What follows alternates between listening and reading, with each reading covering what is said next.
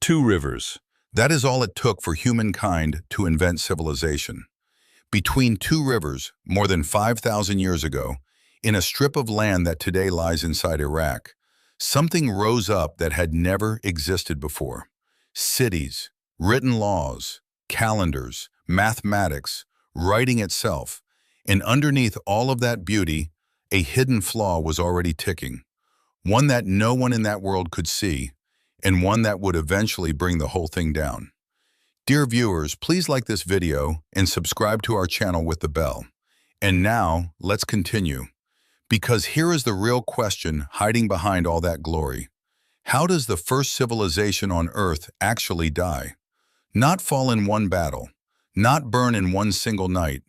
How does something so enormous, so woven into the soil and the memory of an entire people, simply stop existing? That is the story we are telling today, and it starts, like every great story, with an impossible dream. Try to imagine a world with no cities at all. A world where every human being on the planet moves constantly, following animals, chasing water, sleeping under open sky. That was human life for tens of thousands of years, everywhere, without exception. People had already learned to farm. People had already learned to build villages and stay in one place for generations, long before anyone had heard of Sumer. But something else was still missing, something no one had ever attempted. Not a village, a city. And that is exactly what happened in that strip of land between 2 rivers. The people we now call the Sumerians did something no group of humans had ever managed before. They gathered by the tens of thousands into a single place, and they made it work. The city was called Uruk, and at its height it may have held as many as 50,000 people, maybe more, all breathing the same air, drinking from the same canals, walking the same streets. Nothing like it had ever existed on the face of the planet. But 50,000 strangers sharing one space is not automatically a city. It is chaos waiting to happen, unless something holds it together. That something was order. And order needs rules. And rules need to be written down, remembered, enforced, and understood by everyone, not just carried around in someone's memory. So the people of Uruk invented something the world had never seen: writing. They pressed a sharpened reed into soft clay and shaped tiny wedge marks over and over, thousands of them, until those marks could carry meaning. We call it cuneiform today. And here is something almost funny, almost touching about how it all began. The very first written words in human history were not poems. They were not prayers. They were lists. Lists of grain, jars of oil, heads of cattle.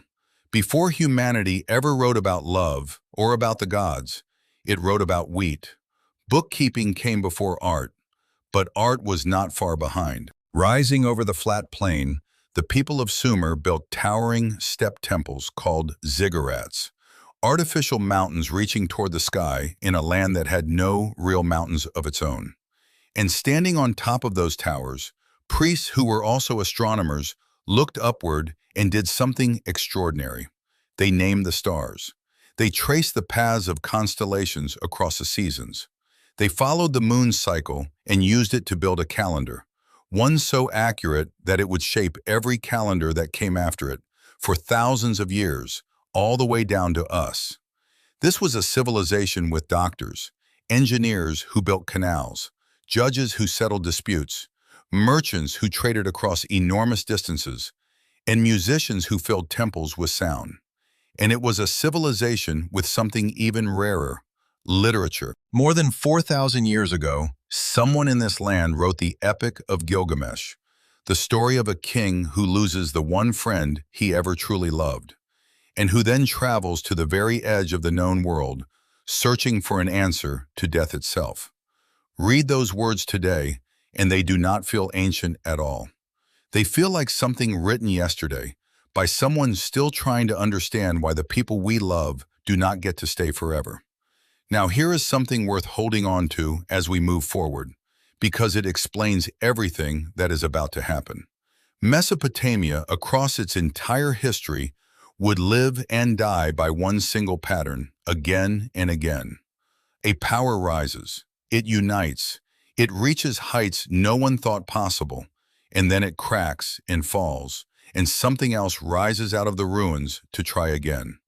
This cycle will repeat more than once in this story, each time in a different shape, with different names, different kings, different gods. Keep that pattern in mind, because once you see it, you will start to recognize it everywhere in what follows.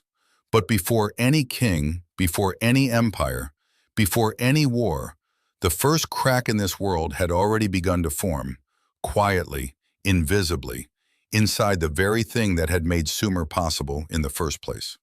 The canals that carried river water across the dry plain, the very engineering miracle that had turned desert into farmland capable of feeding a growing population, were carrying something else along with that water.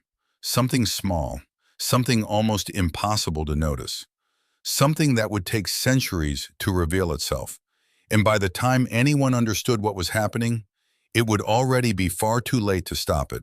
That small thing hiding inside the water was salt. Every time river water flowed through the irrigation canals and settled onto the fields, the sun of that region beat down and burned away the moisture, leaving behind a thin trace of minerals in the soil. One season, that trace meant nothing at all. 10 seasons, it still meant nothing. But this went on for hundreds and hundreds of years, and slowly, without anyone noticing, the ground itself began to change. We know this happened because the people of that land wrote it down without even meaning to. Around 2,400 years before our era, farmers in the south were planting wheat and barley in roughly equal amounts. 5 centuries later, wheat had almost vanished from those same fields. Only barley, tougher and more tolerant of salty soil, could still be grown in any real quantity. And by around 1,700 years before our era, even barley was starting to fail across wide stretches of land that had once fed entire cities. In human terms, that single fact meant only one thing: hunger. While the earth was quietly turning against the people who depended on it, something far louder was happening above ground. Politics was catching fire. Mesopotamia had never been one single country. From its earliest days, it was a patchwork of rival city-states, each with its own gods, its own king, its own ambitions, and its own grudges against the neighbors next door. And then one man decided he had had enough of that patchwork. His name was Sargon, and around 2,300 years before our era, he did not just defeat the cities of Sumer one by one, he bound them together under a single ruler. For the first time in human history, an empire was born, built by a man who understood something no one before him had fully grasped. That raw force can achieve in a few short years what patient diplomacy might take centuries to accomplish. Please take a moment to hit like on this video, subscribe if you have not already, and tap that bell so you never miss what comes next. Now, back to the story. But empires carry a problem built into their very design. They are like living creatures that must keep feeding themselves endlessly on new conquests and fresh expansion. The moment they stop growing, they start to weaken. And the moment they weaken, everyone who has been waiting on the sidelines, nursing old resentments, senses the opening. The collapse of the Akkadian Empire arrived around 2,150 years before our era, and it arrived with a speed that stunned the very people living through it. A clay tablet from that era, known today as the Curse of Akkad, describes abandoned cities, fields left uncultivated, trade roads standing empty. And modern science backs up what that old text describes. There is solid evidence of a severe drought that gripped the region for decades, pushing entire populations to flee toward the south, and placing enormous strain on resources that were already stretched thin by failing soil. The empire simply could not hold its own weight any longer. But here is what makes this story remarkable. Mesopotamia did not give up. After the fall of the Akkadians, the region experienced a short but brilliant rebirth under what is remembered as the Third Dynasty of Ur, a period when art, writing, and government reached a level of sophistication rarely seen before. Its kings even declared themselves living gods, And under their rule, scribes produced the Code of Ur-Nammu, the oldest known written book of laws in human history, coming centuries before its far more famous successor. Each time this civilization was struck down, its answer was never surrender. Its answer was to build something even larger.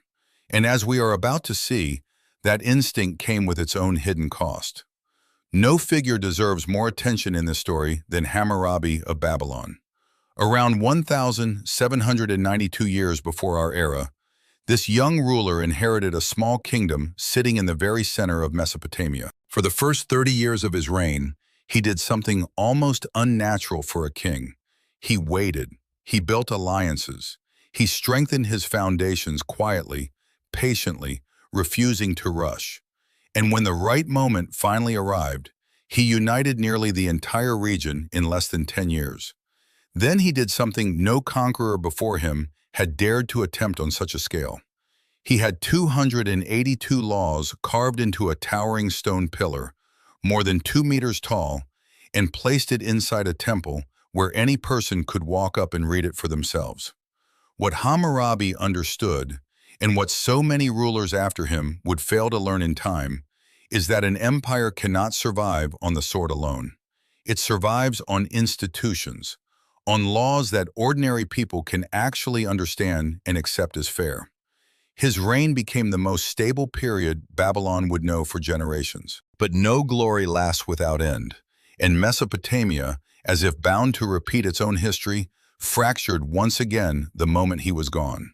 What followed his death was one of the most tangled and fascinating periods this land would ever see. Because now, from every direction at once, other peoples were closing in, each one certain that this land was the greatest prize the ancient world had to offer.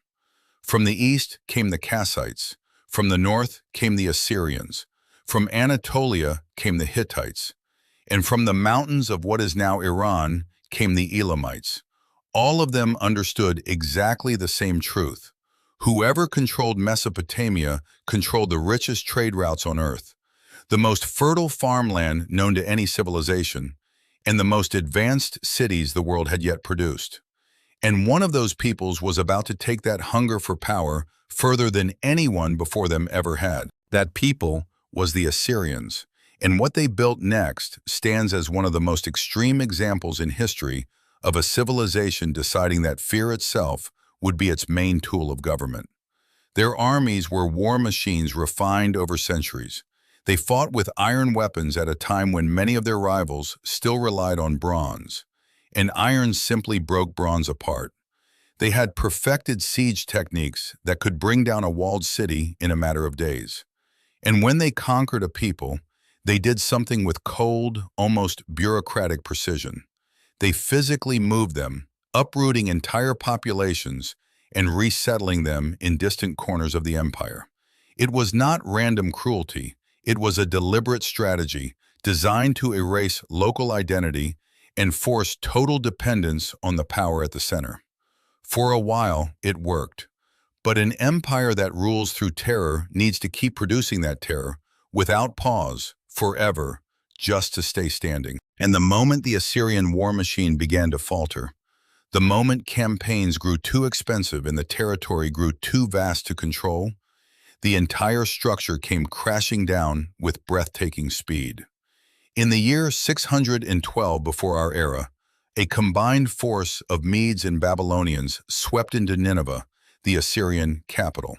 The most feared city in the ancient world was destroyed so thoroughly that it would lie buried and forgotten for centuries afterward. When Assyria fell, it was Babylon that rose to take its place. And under a king named Nebuchadnezzar II, that city reached a height of splendor it had never known before. Its double walls were so wide that 2 chariots could ride side by side along the top of them. Its Ishtar Gate, covered in deep blue glazed brick and decorated with images of dragons, was one of the most breathtaking structures human eyes had ever seen. And its legendary hanging gardens, if they truly existed exactly as described, would have shown just how far this civilization could bend nature itself, growing lush, terraced greenery in the middle of a dry, unforgiving landscape. But Nebuchadnezzar's reign was not only about beauty. His armies also destroyed the great temple in Jerusalem and carried away the leading families of Judah into exile in Babylon. That event, remembered as the Babylonian captivity, would leave consequences reaching far beyond that single generation. It was during that very exile that the sacred Hebrew texts were gathered and organized into a structured form for the first time. Without that painful exile in Babylon, the Bible as we know it today would very likely never have taken the shape it did. It is a debt that the great monotheistic religions of the Western world owe to Mesopotamia, one that rarely gets the attention it deserves. If this story is pulling you in, take a second to like the video, hit subscribe, and turn on the bell so the next part reaches you without delay. Let's keep going. But even the brightest glory eventually meets its limit. The years following Nebuchadnezzar's death were years of real instability at the top. In the 23 years between his death and the arrival of the next great threat, Babylon was ruled by 4 different kings, each one following the last in rapid, uneasy succession. The final one among them, a man named Nabonidus, held religious views that were unusual for a ruler of his time. He tried to lift the moon god Sin above Marduk, the chief god of Babylon, and in doing so, he alienated the very priesthood that had served as one of the true pillars of the state for centuries. So when a new threat finally appeared from the east, a great many of those priests quietly decided that a change in leadership might suit them far better than loyalty to a king who had already shown them nothing but disregard. That threat had a name, and it belonged to a man who was about to do something almost no one in that region expected. His name was Cyrus, soon to be remembered as Cyrus the Great, and his army was already marching toward the gates of Babylon. Cyrus led his army toward Babylon in the year 539 before our era. And what happened next was extraordinary, not because of what took place, but because of what did not. There was no massive battle at the gates. There was no long siege. There was no slaughter in the streets. The gates of Babylon simply opened, and the Persian army walked in with almost no resistance at all. The priesthood of Marduk, the very people Nabonidus had pushed aside, had helped smooth the way for this transition, and Cyrus rewarded them for it. He then had a document created, known today as the Cyrus Cylinder, declaring his respect for the local gods and traditions, presenting himself not as a conqueror, but as a liberator. Some of that was almost certainly clever political messaging, but the result was real.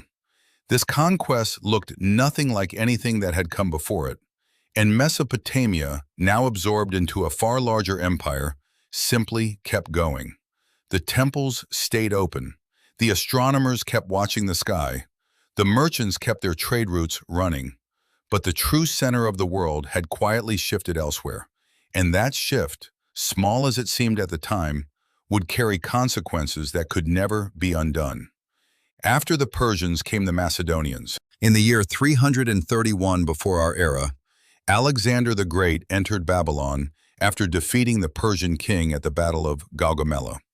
Like Cyrus before him, he showed respect for the temples and local customs, and it seems he genuinely hoped to make Babylon the capital of his vast new empire. He consulted the Babylonian astronomers, whose knowledge of the sky went far beyond anything Greek scholars had achieved up to that point. He even ordered the great temple of Marduk to be rebuilt. But then, in the year 323 before our era, at only 32 years old, Alexander fell ill in Babylon and died. And with him died the dream of turning that city into the new center of the world. What followed was the final, slow unraveling. Alexander's successors pushed a deliberate policy of spreading Greek culture across the region. They promoted Greek customs, and they built brand new Greek-style cities, including Seleucia on the Tigris, built specifically to compete with Babylon itself. Greek gradually replaced the old Akkadian language in official matters. Anyone hoping to rise within the new order needed to master Greek learning instead. Babylon began losing its people. Its temples fell into disrepair, and its priests and astronomers, the keepers of thousands of years of accumulated knowledge, grew old without enough successors willing to learn the ancient cuneiform script. And this brings us to the true heart of everything we have been building toward.